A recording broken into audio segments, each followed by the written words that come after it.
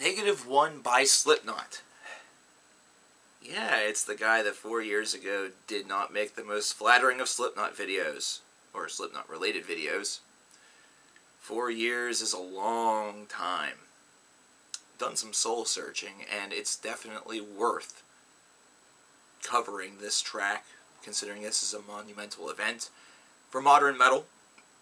It's a monumental event in music, considering this is a band that constantly has garnered attention and constantly garnered opinion. And that's what music journalism essentially is, having an opinion and giving some attention. So I do give my attention to this song, the -1 by Slipknot.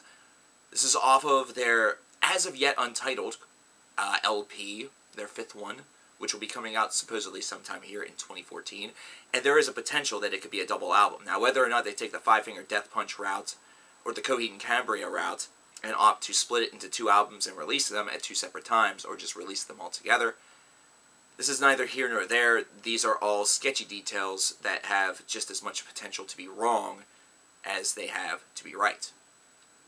But the track itself, it's about 5.5 minutes long, and for those who really don't know who Slipknot are, I'm shocked.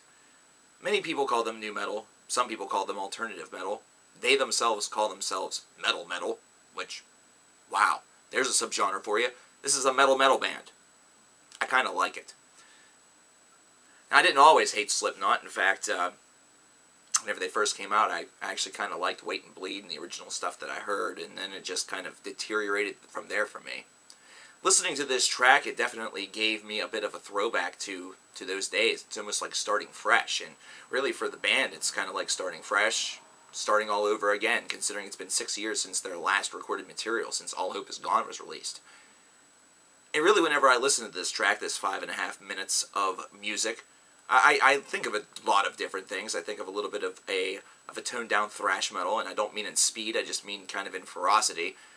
In consideration to the guitar work, this is definitely one that has a little bit more of a boundary push toward that nu metal side or that alternative metal side, whichever that you wish to really tag it under. It's really up to you, because it's all music, let's be honest. When at the end of the day, it's all music. But there's also elements that remind me a little bit of a Fear Factory that was a little bit tempered as well.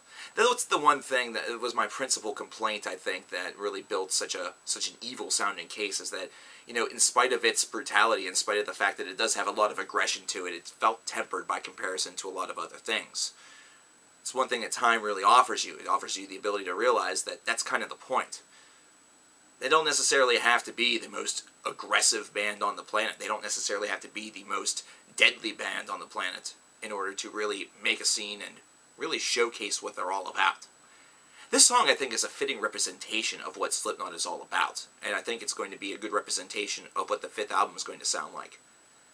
Now, they've admitted that it's got a bit of a darker resonance to it, whereas this one, it definitely has a bit of a dark tone. This is one that it can easily, you know, fit into your list of metal songs to listen to this week.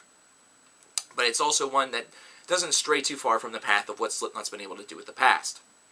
We still have very, very quick delivered lyrics in the verses, and we still have Corey Taylor's ability to really blend that quick delivery with a little bit of that rasp of a death metal vocal, or whatever you want to call it, in order to really incorporate one of the principal elements of Slipknot's sound that has been around since album number 1.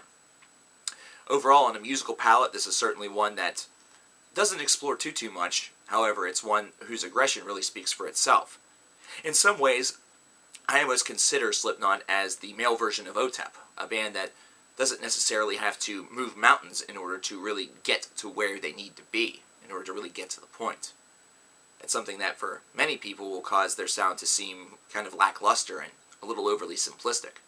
But for others, it will really move mountains, because to those people, it's instantly relatable. The song will definitely have a bit of a relation to it, and it will definitely have a dark side to it to a lot of these people. Whenever it comes to this being a dark album, whenever I do review it, I certainly hope to hear something even darker than this. Because while this definitely has a little bit of a grayscale to it, I definitely feel that this is a band that could dive even deeper. Whenever I hear the resilient tones of a Fear Factory intermixed with some light thrash, if you really will, I can only think about what would happen if Corey Taylor and the boys from Slipknot hooked up with Trent Reznor. The strange and frightening philosophies they'd be able to come up with would probably be one that would scare some small children. And I have a lot of appreciation for that. I have a lot of appreciation for people that are willing to explore things like that. But don't say that it's a dark record, when in reality it just sounds like another record of yours. So that's my hope. My hope is that the exploration will continue. And really, in looking back and, taking 4 years to examine their work a little bit closely, there's one thing I do have to say about this group. They definitely aren't afraid to take risks. This song doesn't feel like that big of a risk. This song actually feels like it's par for the course for a plethora of their singles. However, that aggressive tone and their constant ability to really kind of, rise from the grave and come at just the right time certainly works to their advantage. And this song will certainly work to their advantage because now all of the maggots, all of the Slipknot fans that have been waiting 6 years for new material will now finally have it.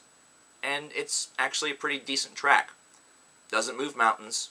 It's not one that's necessarily going to blow your mind away, but it's just enough to keep you excited for the time period between right now and when the album comes out. And that's all it really needs to do. It's like the new Slayer song, Implode. It's like the new Cannibal Corpse track. They don't have to be the strongest tracks on the album in order to get you hyped up and excited for the future prospect that you're going to have a new album coming very, very soon from your favorite band. That's the prospect we're talking about here. And this is a song that I feel that Slipknot fans are going to be very excited about. In case you haven't heard the negative one yet, I will leave a link in the description box for you to check it out for yourself. And of course, leave your comments about the song below. Subscribe to the channel. I have a couple of links that are surrounding me of a couple of albums that I missed in July.